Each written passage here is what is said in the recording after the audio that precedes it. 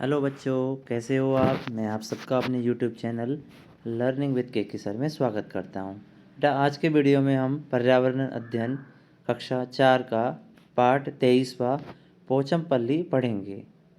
बेटा, पोचमपल्ली एक हैदराबाद में गांव है। हैदराबाद के पास में एक गांव है जो कि तेलंगाना राज्य में पड़ता है।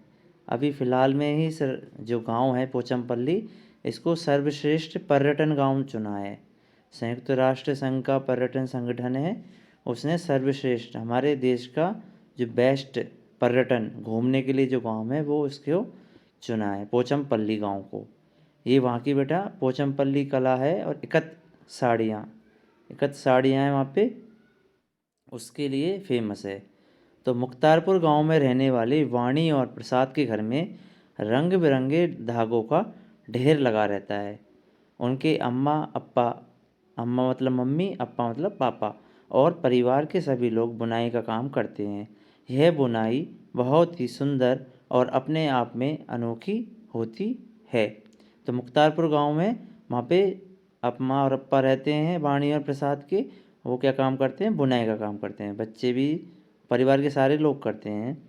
उनका गांव आंध्र प्रदेश के पोचमपल्ली ज़िले में है। किसमें है उनका गांव? पोचमपल्ली ज़िले में। इस ज़िले के ज़्यादातर परिवार बुनकर हैं।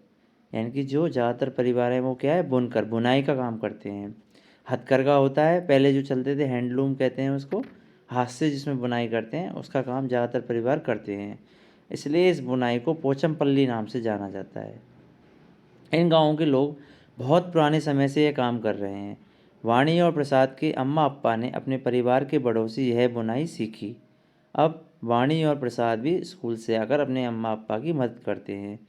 यानी कि इसके जो बुनाई होती है, पोचमपल्ली जो डिज़ाइन है, इसमें घर के सारे सदस्य लगे रहते हैं। उनके अलग अलग काम है, तो सारे वो उस काम को वो करते हैं। एक ये पारंपरिक उनका बिजनेस हो गया, ये शुरू से जो चला आ रहा है, और घर के सारे लोग अपने हिसाब से उसमें मदद करते हैं। जैसे आप इस फ़ोटो में देख रहे हो, ये पोचमपल्ली साड़ी बनाने का तरीका है। जैसे इस चित्र में हो रहा है, इस तरीके से ये हमारा हथकरघा होता है जिस पर ये मज़दूर काम कर रहे हैं, परिवार के सदस्य होते हैं ये सब। ये पूरे गांव में ही ऐसा काम होता है।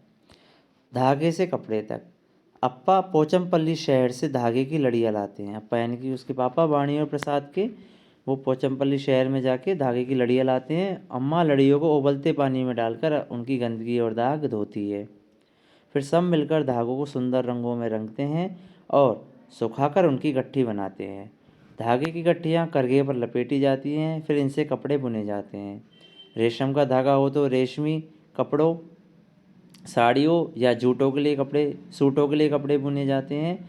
सूती धागे से भी साड़ियाँ, कपड़ों के थान और चादरें बुनी जाती हैं।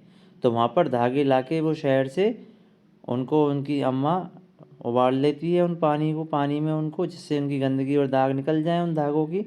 फिर उसे वो सुंदर रंगों में रंग के और कपड़े बुनते हैं, है ना। रेशम का धागा हो तो रेशमी कपड़े बनते हैं, और सूती धागा हो तो उससे भी साड़ियाँ बनती हैं और चादरें बुनी जाती हैं। करघे में कई सुइयाँ होती है। डिजाइन के हिसाब से सुइयों का नंबर घटता बढ़ता है। कारीगर चमकदार रंगों की बहुत ही सुंदर पोचमपल्ली साड़ियाँ बुनते हैं। इन कारीगरों ने अपनी इस कला से इलाके का नाम दुनिया भर में मशहूर कर दिया है। ये जो कला है पोचमपल्ली, ये वर्ल्ड फेमस है, पूरे विश्व में प्रसिद्ध है ना। खतरे में कला, ऐसी साड़ी बुनने के लिए अच्छी कारीगरी चाहिए। इसके लिए कई दिनों की कड़ी मेहनत करनी पड़ती है। फिर भी साड़ियाँ सही दाम में बेचना बहुत मुश्किल होता है। बेटा, जब हाथ से काम करते हैं तो उसमें मेहनत ज़्यादा लगती है, लेकिन उस हिसाब से उस चीज़ की कीमत नहीं मिल पाती है।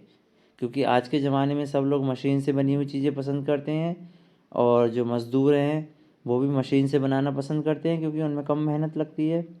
तो इससे क्या हो रहा है, ये जो कला है वो खतरे में है। रेशम लगातार महंगा होता जा रहा है।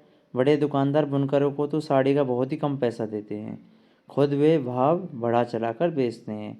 तो यानी कि जो साड़ी बना रहा है उनको कम दाम मिलता है, लेकिन जो बेच रहा है वो ज़्यादा मुनाफा कमाते हैं। इसलिए कई बुनकर यह काम छोड़ रहे हैं। वे अपना गांव छोड़कर बड़े शहरों में मजदूरी करने जा रहे हैं। इस समस्या का कुछ हल निकालना चाहिए। वर्षों पुरानी बुनकरों की यह कला कहीं धीरे धीरे खो ना जाए। यानी कि इस कला में क्या है कि मेहनत ज़्यादा लग रही है और पैसा उतना मिल नहीं रहा है, तो लोग इस काम को धीरे धीरे छोड़ते जा रहे हैं। ऐसे बहुत से काम हैं जो हमारे गांव में होते थे, लेकिन अब धीरे धीरे वो ख़त्म होते जा रहे हैं, क्योंकि उनकी अब वो कीमत भी नहीं रही और वो वैल्यू भी नहीं रही। इससे वो चीज़ें ख़त्म होती जा रही हैं। और पहले तो क्या है कि बच्चे अपने माँ बाप से वो कला सीखते थे, लेकिन अब जो बच्चे हैं वो उन कलाओं की तरफ अपना ध्यान नहीं दे के वो अलग मॉडर्न ज़िंदगी जीना चाहते हैं, है ना। आपने भी कभी देखा होगा साड़ी के धागों को रंगा जाता है, आपके आसपास में कुछ फैक्ट्रियाँ होंगी या घर में काम होते हैं, तो आप ज़रूर देखना, अपने माता पिता से भी पूछना कि उन्होंने कभी देखा है कि ऐसे साड़ी वगैरह या कपड़ों का रंगने का काम आपके घर में भी लोग करते होंगे, है ना। तो आपको ये पता करना है अपने माँ बाप से। आप किसी लोहार बढ़ई या कुम्हार से भी बातचीत करो, उनके काम के बारे में पता लगाओ कि उन्होंने काम कहाँ से सीखा, उनको काम में क्या क्या चीज़ें सीखनी पड़ती है, क्या उन्होंने अपना काम अपने परिवार में किसी और को भी सिखाया है क्या। ठीक है, तो आपको ऐसे करना है। अभी हमारी तालिका दी गई है बच्चे, इसमें क्या है, क्या तुम ऐसे लोगों को जानते हो जो ये काम जानते हैं, तो उन लोगों के नाम लिखने हैं और पता करो कि उन्होंने ये काम किससे सीखा। जैसे कि पहला काम है कपड़े की बुनाई करना, ये वाणी प्रसाद के अम्मा पापा करते हैं और उन्होंने ये काम कहाँ से सीखा, अपने परिवार से।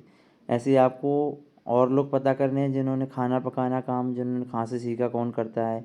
साइकिल रिपेयर करना, हवाई जहाज़ उड़ाना, सिलाई कढ़ाई करना, गाना गाना, जूते बनाना, पतंग उड़ाना, खेती करना, बाल काटना।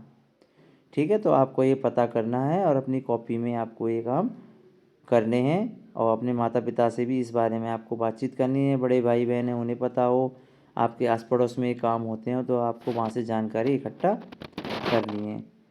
तो बेटा पोचमपल्ली की तरह और भी काम होते हैं हमारे देश में जो अलग अलग, जैसे कश्मीर की पश्मीना शॉल है वो फेमस है, बिहार में मधुबनी है वहाँ की पेंटिंग फेमस है, असम की सिल्क फेमस है। तो आप इंटरनेट पे इन चीज़ों के बारे में पढ़ सकते हैं। आई होप आपको ये वीडियो पसंद आया होगा। यदि पसंद आए तो आप ज़रूर लाइक करें मेरे वीडियो को और मेरे चैनल को सब्सक्राइब करें। अपना ख्याल रखें और हमेशा मुस्कुराते रहें। धन्यवाद।